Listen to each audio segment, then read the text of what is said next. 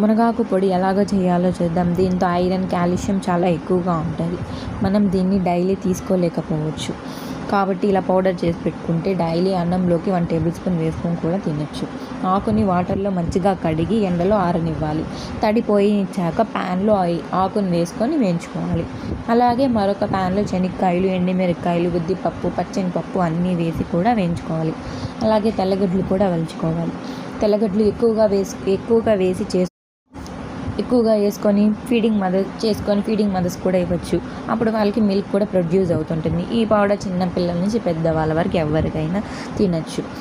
మనము వేయించుకున్న పప్పులు, తెల్లగడ్డలు, ఆకుని అంతా వేసి మిక్సీ పట్టుకోవాలి. ఇలా పౌడర్ వచ్చేలాగా మిక్సీ పట్టుకోవాలి. మాకు ఈ పౌడర్ అనేది చాలా ఎక్కువగా ఆర్డర్స్ వస్తూ ఉంటాయి. మీకు ఈ పౌడర్ కావాలనుకుంటే ఆర్డర్ చేయొచ్చు.